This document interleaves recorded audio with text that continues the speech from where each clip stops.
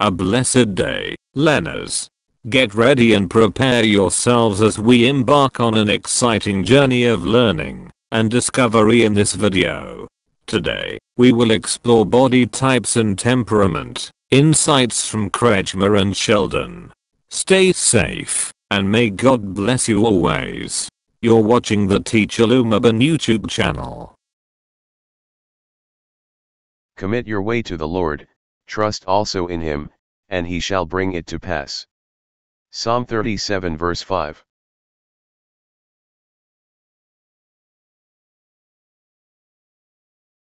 Ernst Kretschmer, Body Build and Temperament Correlation.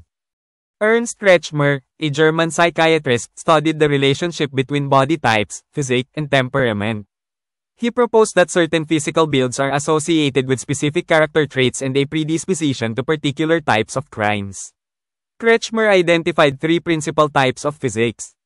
Si Ernst Kretschmer, isang German psychiatrist, ay nag-aral ng kaugnayan sa pagitan ng mga uri ng katawan, at ugali. Iminungkahi niya na ang ilang mga pisikal na build ay nauugnay sa mga partikular na katangian ng karakter at isang predisposisyon sa mga partikular na uri ng krimen. Tinukoy ni Kretschmer ang tatlong pangunahing uri ng pangangatawan. First, asthenic. Physical traits, lean, slightly built, with narrow shoulders and a frail appearance. Temperament, introverted, emotionally restrained, and often sensitive or nervous. Criminal tendencies, associated with petty crimes like thievery and fraud, often committed in non-violent or indirect ways. Second, athletic. Physical traits, medium to tall height, strong, muscular build, with coarse bones. Temperament, energetic, aggressive, and action-oriented. Criminal tendencies, inclined toward violent crimes, such as assault and physical confrontations, due to their dynamic and forceful nature. Third, pike neck.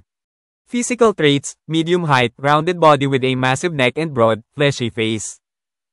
Temperament, sociable, easygoing, but prone to emotional extremes.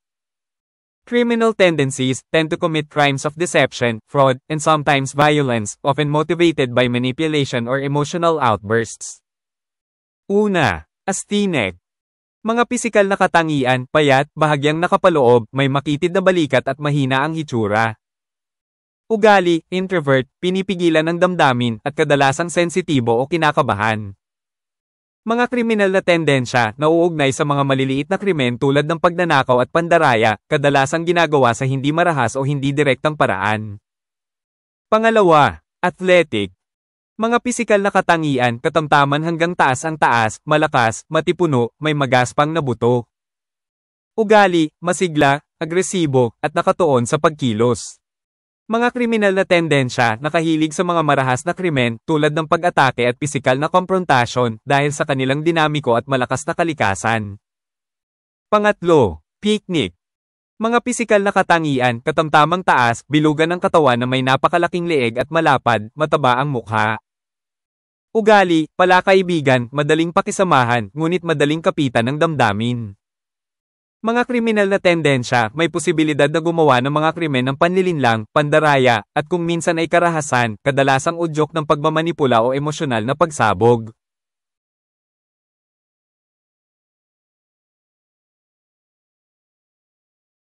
William Sheldon, Somatotype Theory. William Sheldon expanded on the relationship between body types and temperament, introducing the concept of somatotypes. He identified three types of physiques, each associated with a corresponding temperament. Pinalawak ni William Sheldon ang ugnayan sa pagitan ng mga uri ng katawan at ugali na ipinakilala ang konsepto ng mga somatotypes.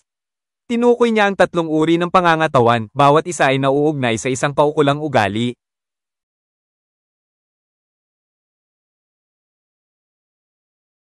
Types of physique. First, endomorphic. Physical traits. Large digestive system. Rounded, soft body with short, tapering limbs. Small bones and smooth, velvety skin. Characteristics: comfortable in social settings, enjoys luxury, and tends to focus on sensory pleasures like food and comfort. Una, endomorphic. Pisikal na katangian. Malaking digestive system. Bilugan, malambot na katawan na may maikli, patulis na mga paa. Maliit na buto at makinis na balat.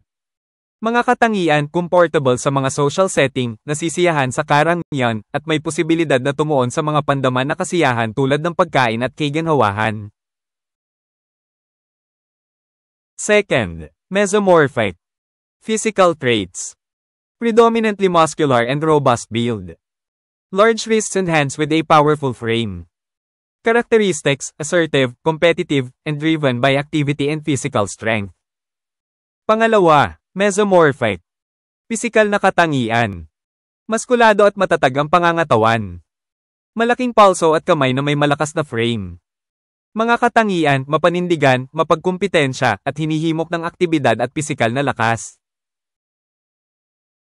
Third, ectomorphic. Physical traits. Slim, delicate build with predominant skin and nervous system development. Often tall, with long limbs and narrow shoulders. Characteristics, sensitive, intellectual, and prone to introversion and anxiety. Pangatlo, ectomorphic. Pisikal na katangian. Slim, pinong build na may nangingibabaw na pag-unlad ng balat at nervous system. Kadalasang matangkad, may mahabang paa at makikitid na balikat. Mga katangian, sensitibo, intelektual, at madaling kapitan ng introversion at pagkabalisa. Temperaments. First, viscerotonic, endomorphic. Traits, relaxed, sociable, and comfort-loving. Often extroverted and indulgent in sensory pleasures. Second, somotonic, mesomorphic. Traits, active, assertive, and energetic. Characterized by confidence and a tendency toward aggressive behaviors. Third, cerebratonic, ectomorphic. Traits, introverted, emotionally restrained, and prone to overthinking. Likely to experience chronic fatigue, allergies, or insomnia. This classification highlights the connection between physical traits and psychological tendencies, influencing modern criminological and psychological studies. Mga ugali. Una, viscerotonic, endomorphic. Mga katangian, relax, palakaibigan, at mapagmahal sa ginhawa. Kadalasang extrovert at indulgent sa mga pandaman na kasiyahan. Pangalawa, somotonic, mesomorphic. Mga katangian, aktibo, mapamilit, at masigla, na ilalarawan sa pamamagitan ng pagtitiwala at isang ugali sa mga agresibong pag-uugali. Pangatlo, cerebratonic, ectomorphic. Mga katangian, introvert, pigil sa emosyon, at madaling mag-over the king. Malamang na makaranas ng talamak na pagkapagod, allergy, o insomnia. Itinatampok ng klasipikasyong ito ang koneksyon sa pagitan ng mga pisikal na katangian at mga psikolohikal na tendensya na nakakaimpluwensya sa modernong kriminolohikal at psikolohikal na pag-aaral. I can do all things through Christ who strengthens me. Philippians 4 verse 13.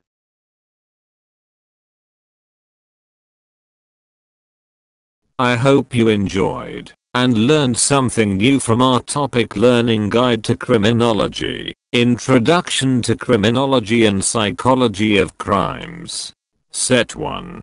If you learned something from this video, please give this video a thumbs up. Don't forget to share this video with your friends. If you have comments, questions, or suggestions, you can leave a message in the comment section below. Thank you very much for watching my videos. Hoping that we meet again in my next video, and God bless you always. It is the Teacher Lumabon YouTube channel.